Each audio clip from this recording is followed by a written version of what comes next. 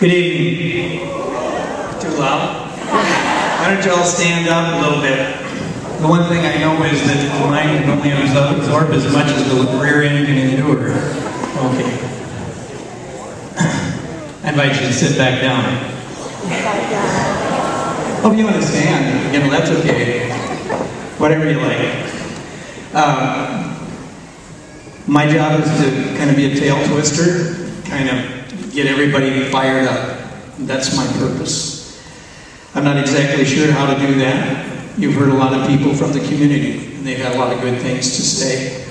I wrote a bunch of stuff, and I have about 20 minutes worth of stuff, and most of it's been said, so give me time to pick through my notes, okay? The first thing is that we are a community. And a community in the best sense is a body of individuals with common interests living in a particular area with a common policy, participating in and sharing in social, economic, and political interests. We are the community of the Riceville community, the Riceville Community High School. And we're, as a lot of the other people that have been here, I'm the one that's been graduating the longest, my folks. All right. Now we got that clear. Why $1 million fund drive? The short answer is to save the school. The short answer is to save the school. We're here tonight because we want to leave the light on. We don't want to shut the light off. We want that light to be pretty darn bright too. We don't want that light to get dim. We want it to be bright. One of the reasons we're here and we're talking about a fundraising community thing is because the school board really doesn't have a way of generating income. I was glad that somebody alluded to the fact that we have a lot of single men and women here and we can generate some more income that way. But the other thing is that the fund drive really is an opportunity for us to pour some income into the school. That's what it's about. To give an income stream to us. Okay. We give to the foundation. We're a community. We've alluded to the fact that the way the school and the community are intertied. If we shut the light off in the school, there's a lot of people that feel that the light is going off in the community just as well. From an economic standpoint, we all know what that means. We know that the school brings a lot of, it's one of the major employers here in the community. Many of the people that live in this community are teachers or are employed here at the school. There's a lot of significant income that goes into this community from the school, and that goes into the homes, and that goes back into the businesses in our community. This school does a lot of business locally, and there's certainly when the school is open, there's a lot of traffic in and out of town, which means generates business, okay? Property values. If we close the school, you all know what that means. A lot of our people are going to move out. We're going to not attract a lot of people into town. And guess what it's going to do to property values? They're going to plummet. They're going to drop. Okay? So we're not just talking about the school, we're talking about the community.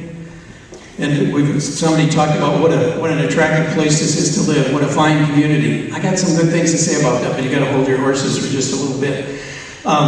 This just makes Riceville a less attractive community to be in if we don't have a school. Social fabric. The social fabric. There's kind of a way of life in the small towns. The school is a really important part of that social fabric. This is where we come, we watch games, and we go to concerts, and we go to oh gosh, my brain just works really good today. You don't know how long I've worked on this thing. But anyway, that doesn't matter. But you think about the games and the contests, and you think about the parent-teachers conferences, you think of all the times that we've gathered in this place. And this Sunday we come here and we'll have a commencement. And you know, we talk about, not this Sunday, next Sunday, and we talk about all of the people. You talk about the people that have graduated from this place. Do you know how many people have graduated from here? 4,118 people. Some of those people have been ambassadors. We mentioned doctors. We have all kinds of nurses, lots of businessmen, entrepreneurs in Arizona. Mike last from Arizona and in California. We have people spread all over the country, people who have been around the world. And where did they get their education? Right here, Riceville Community High School. That's something to be proud of. Very proud of. And you think about the folks that have spoke this evening, the people that have stayed in this community. They didn't stay in this community because they're too stupid to go someplace else, because they saw something that they wanted to do here, and they built their businesses here, and they had their families here, and they raised up the community. They worked in the community. They've been part of the fabric of this community in the organizations that they do, and all of this stuff that happens. What a place to be. But we all started right here.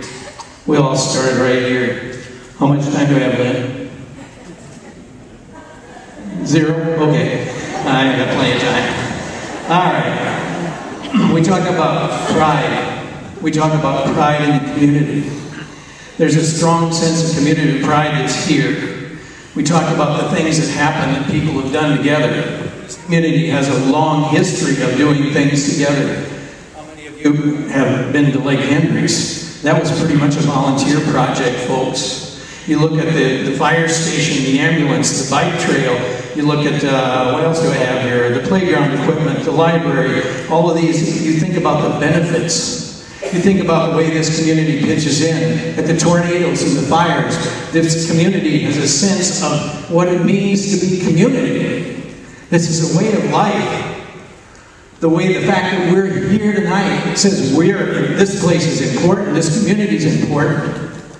There's people that have a sense about how to get things done. I'm totally amazed because I'm one of the most disorganized people I know. You know, people ask me, why are you talking to yourself? And I'm saying, well, that's because the only person who can answer it. But anyway, I got a couple more things I got to say. I got a couple more things. The West Bend Mallard thing, we referred to that. I talked to the folks from West Bend Mallard. They've been in the black ever since they had that fund driver, and every year they get together and they celebrate, just as Mr. Adams said. You know, I don't think we're any less as a community than they are. I don't think we have any less gifts. We have a lot of gifts here. Now, my point is I'm supposed to help you to become givers, right? Being a preacher, I like to do stewardship sermons. Yeah, we like money. Anyway, but there's 2 reasons why people give. The first reason that people give is because they give to a cause. They give to a cause. And the other reason is they need to give. They need to give. And I'm not so sure, but I think this is a giving community. I know that people give to causes. We've mentioned a lot of those. We've given to a lot of causes in this community. But there's a lot of people that are just plain givers because they have a need to give. And a lot of them are sitting here tonight, and a lot of them are outside the doors too. But this is a community of givers. A lot of good folks. And it's been my experience that you can never outgive God. You know, Kevin was saying, you know, you got to be generous, dig deep, and all that. And he's kind of putting the bar on your arm. But that's not the way I operate. I always figure give and you won't be, it'll be given back to you, pressed down, shaken together, and running over. That's a little preachy. I'm sorry. Okay. But remember, let's see, I got one more little thing written on the side here. Yeah, this was a little blurb that I got today from somebody. You remember what John F. Kennedy says? Ask not what your country can do, you know, for you, but ask what you can do for your country. Okay, I have a little different spin on that. When you start talking about giving, don't ask or don't speculate what you think your neighbor will give. Just step up and say what you can give. Ask yourself what you can give. Don't compare yourself to somebody else. Just do what you can do. Just do what you can do. Okay. And the other quote I got, this was from a faculty member. And he had the quote, and I wrote it down, and then of course I lost that piece of paper because of the organizational skills that I carry with me. Remember what's the most important thing. Remember what the most important thing is. And then don't let the things that are less important stand in the way of the things that are most important. Got that? Remember what's most important. I got about 2 more minutes. Okay. There's a great story that I'm familiar with, and I really like that story. I wish somebody would make it into a movie. It's a story about a lady who was a queen. And she had a lot of influence on the king, but the king was kind of a dumb guy. And he had a lot of advisors, and those advisors talked him into, passing a law to get rid of the queen and all of her relatives, and he didn't realize that's what he was signing when he signed that legislation. And the queen was a little afraid. But then one day her uncle came to her, and he pointed at her and he said, there is a reason, there is a time, there is a purpose, and you were made for this time. My folk, my friends, and my neighbors, we are in such a time. We are at the crossroads for the Riceville Community High School, for the future of the Riceville Community High School. We're standing at the crossroads. We weren't there 5 years ago, and 5 years from now, it's going to be too late. We are there now. We are the people at the crossroads. Which way are we going to go? Which way are you going to go? Okay? Now, I have one more pitch. My son was a baseball player in high school and in college, and I always remember Coach Krunsky in the dugout.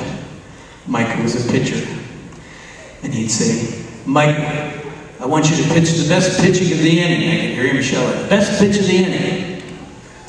This is my pitch. If you've heard anything else that's of value, I hope you have.